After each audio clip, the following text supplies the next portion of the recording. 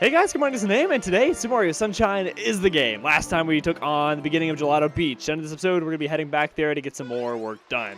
And we're still going to keep on ignoring the cutscene that's telling us to basically go save Princess Peach because, again, she was being snobby at the beginning. We don't need to save her. I wonder if anyone's actually getting, annoyed with the fact that I'm, I mean, I don't know, it's not that big of a deal. I was editing one of my previous videos, and I was like, man, I thought it was really bitter about Princess Peach, but I'm not really. I just thought it was just kind of funny, but anyways. Gelato Beach, episode 4. The Sandbird is born. This is a weird one, because I think this kind of classifies as a secret mission, but I don't think of it as a secret mission at all. And you're getting ready to see why. But looks like the Sandbird that everybody's been talking about has finally been born. Everyone's been discussing that. And if you look, the orb is no longer rotating, doing the weird thing it was doing.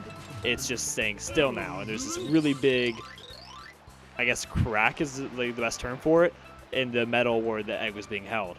Hey, guess what? The Sandbird. It finally hatched. Don't bother looking for it, though. It flew off right away. Oh, that's sad. I wish we would have gotten a chance to see it. Wink, wink, nudge, nudge. Let's see if this Noki's excited about it. That big caterpillar's finally gone. Woo! Now I can get back to tending my dune buds in peace.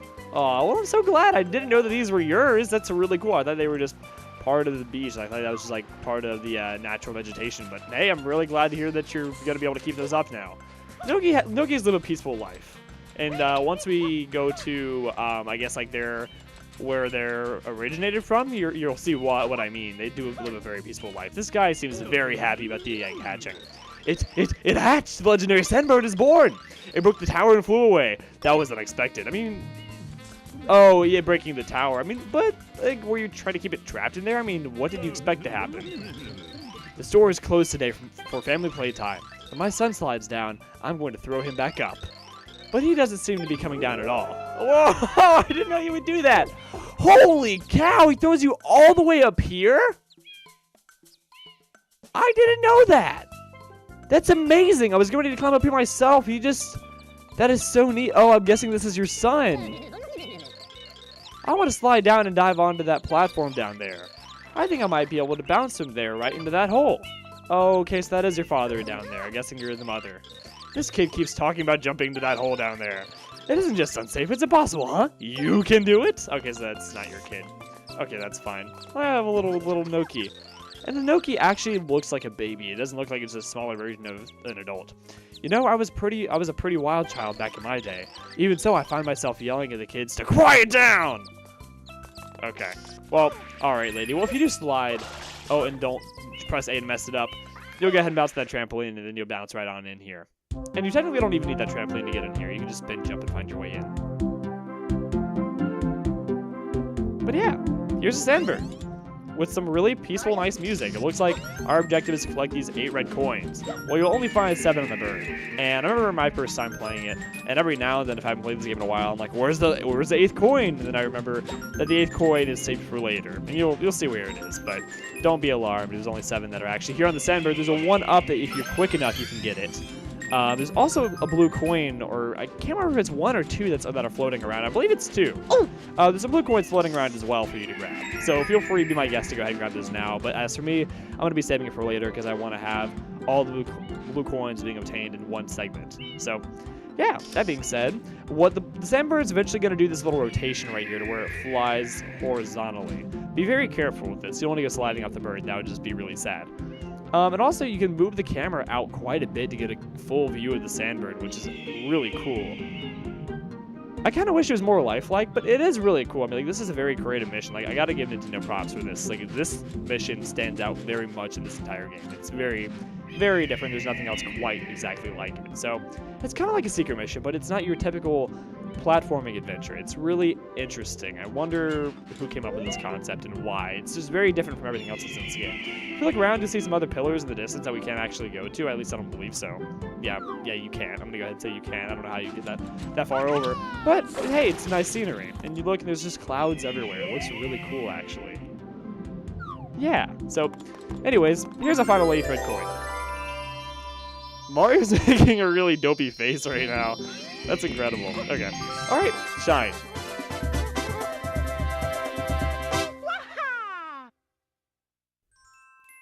All right, Gelato Beach, episode 5, Piantissimo the Second's Sand Sprint. This is one thing I'm going to come out right out and say. Why does it say 2 before Piantissimo? I'm probably being really dumb. I'm probably being so dumb that people are just cringing at how stupid I am. But don't the numbers usually come after the name? Why does it say 2 Piantissimo? I mean, I don't know, like Piantissimo the Second. I don't know why. It's really weird to me. I mean, there's probably, again, I'm probably just being really, really dumb. It's weird to see you, like, running waist deep in water. I don't know how you managed to keep speed like that, sir. Like, you're very impressive. Once we work up a sweat, let's jump in the ocean. All right, man. You do you. Well, this is a guy right over here, Piantissimo. This is the guy that the mission was named after. If you come up to him, I am Piantissimo the Second, and now we shall race to that flag.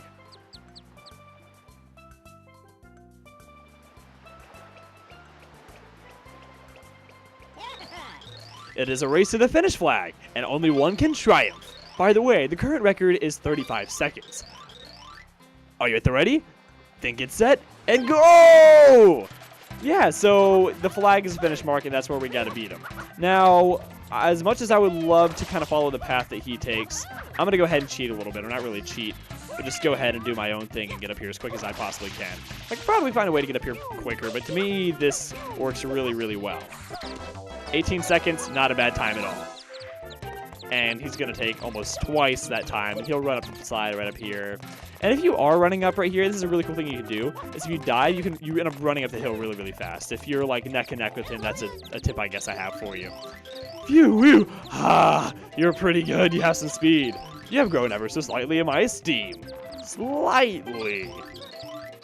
We will meet again, and goodbye. Suddenly, everybody disappears for the cutscene. That's really uncomfortable to me. Quick little fun fact. You can actually find Piantissimo, I believe it's in, I get the titles mixed up, I believe it's Majora's Mask that you find Piantissimo in. I'll probably have some additional information on the screen for you right now. Because that's not information off the top of my head. It's just something that I kind of briefly remember. It's a really interesting thing. But yeah, it's Piantissimo. He's seen in the Zelda series as well. I want to go ahead and talk to everybody, see what they're saying. I mean, everyone's sitting here dancing. They seem really happy for us. I kind of want to know what they say. Here's the captain. Being healthy is what matters most. Yeah, you're right. Being healthy is really important. Huh? You saying that any path's okay as long as you find that to the goal? Yeah, that's what I just did. But, yeah, I totally agree with him. I mean, health is really important, especially mental health. Once you lose your mental health, I mean, that's pretty much it. These competitions seem like a waste of energy if you ask me. Well, you're putting on the face pretty well, dude. You don't seem like it's a waste. This guy finishes every race dead last. Oh, that's why he doesn't like these. That makes more sense. Thank you for telling us. Ooh, yeah. Sometimes I just gotta dance. Sorry. No, it's okay. Do your best, guys. Do.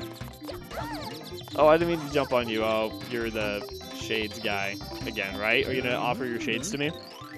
The legendary Sandbird egg is gone, or Sandbird is gone. If only you could have stayed with us for a little while. I want to talk to you after jumping on your head. I could have made some money if I had opened the stand here. Yeah, there's a lot of people here. You're probably right. You could have made some money. You know, I'm just really not into sweaty guys. Do. Okay, so I'll leave you alone. You're not going to be into me. That's okay. A special juice that will help you beat Piantissimo the Second? I'm sorry, we don't know how to make those. A special juice? Mario, why would you ask for some kind of substance that could give you an advantage in a race? That's really weird. I never knew that it said that. That's kind of interesting. This right over here. Yeah, you get a bunch of coins if you go ahead and hit that button. That's one thing a lot of people don't know that's over here. But yeah, anyways, sorry, you guys I've probably been driving you guys crazy by talking to all the NPCs. So I'm gonna go ahead and get the shine after I talk to this one right down here. I get down here really quick. Can I talk to you? The goal is that away. Oh, okay. That's really interesting. Okay. Yep, sorry about that, guys. I enjoy talking to the NPCs because they never get attention when people play this game. That's one thing I've seen people say is they're like, hey, thank you for taking the time to talk to all the characters and everything. And it makes me happy because a lot of times there's some really cool text that's overlooked, especially in a game that everybody blows through like this one. Anyways, shine. All right, Gelato Beach, episode 6, Red Coins and the Coral Reef.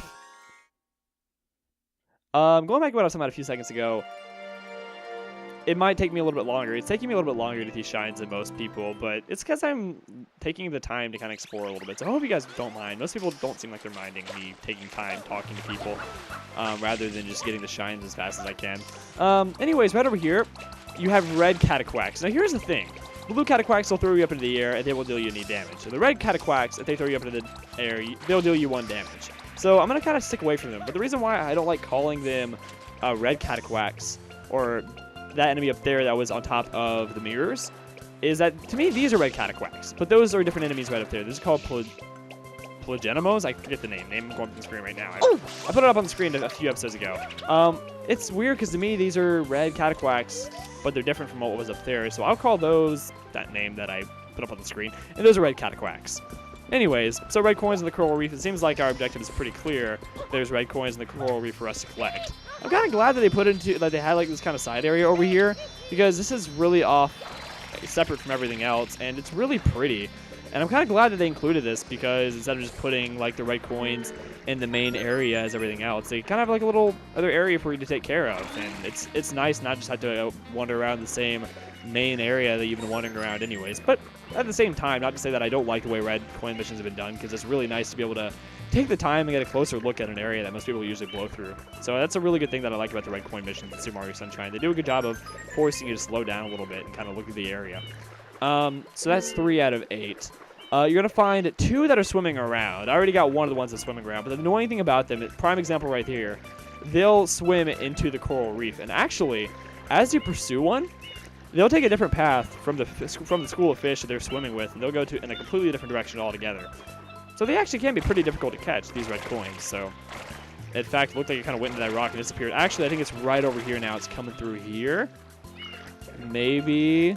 Also, that's another thing, is like if you get close to a wall, the camera will make that weird blue circle. I'm not so sure why, but anyways. So you kind of have to dive, get lower, and then swim into it. It's kind of hard to catch them, really, but eventually you will.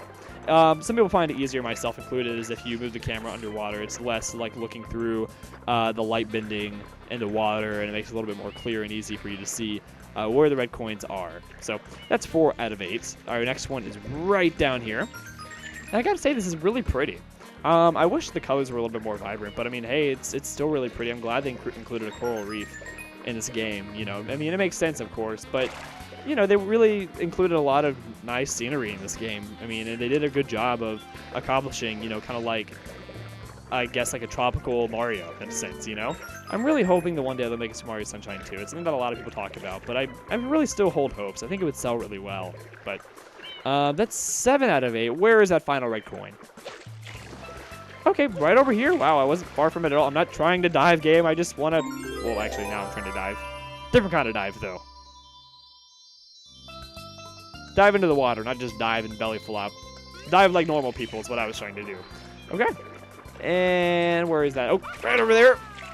Oh, I love spin jumping so much. It's just so liberating. And... Oh, missed it. Missed it again. I cannot play this game very well, apparently. There you go. Finally.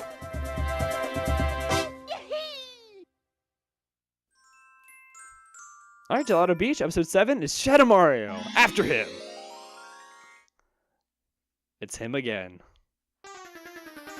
And nothing has changed. You know, you think that Shadow Mario would have learned by now? You know, like, hey, maybe I should put on, like, a waterproof jacket or something, you know? So every time we spray him, he won't get caught. But no, he's not that smart. Hey, you, stop threatening me. What? That wasn't you? Interesting. So apparently Shadow Mario is, like, verbally threatening people. That's really interesting. Okay. He's gonna... I mean, sometimes he gets a little bit more difficult because right now he's diving. He's making it to where we can't just walk... Where we can't just pursue him at a walking speed and just spray him continually. So he does get a little bit harder as it goes on, I suppose, but a little bit harder, I guess, is the best way of saying that. He's just going to keep on cutting flips and stuff. And actually, I had to admit, some of the stuff that he does, like the spin jump, that's kind of like how I learned some of the controls of this game, is watching him do the stuff. I'm like, I didn't know I could do that. And watching him cut these really cool flips, and that's how I, you know, ended up figuring out that I could do that myself. Where did he go? Wow, he's really running really far ahead of me. He's doing a really good job. Never mind. What are you doing? He just kind of dove there and just sat. Oh, that's so interesting. He's really cutting some cool flips. I guess like I normally take him out a lot quicker than there you go, finally. Than I'm doing right now, but I didn't know he got around that well. Dang it, this ain't over. I mean, he was sliding down and he was jumping around. Like, that was really cool to see him, like, interacting with the environment like that. That was really cool. Anyways. Oh, missed it. Let me go ahead and try that again. I really want to get the camera angle messed up for this. I'm sorry. It's just too much fun.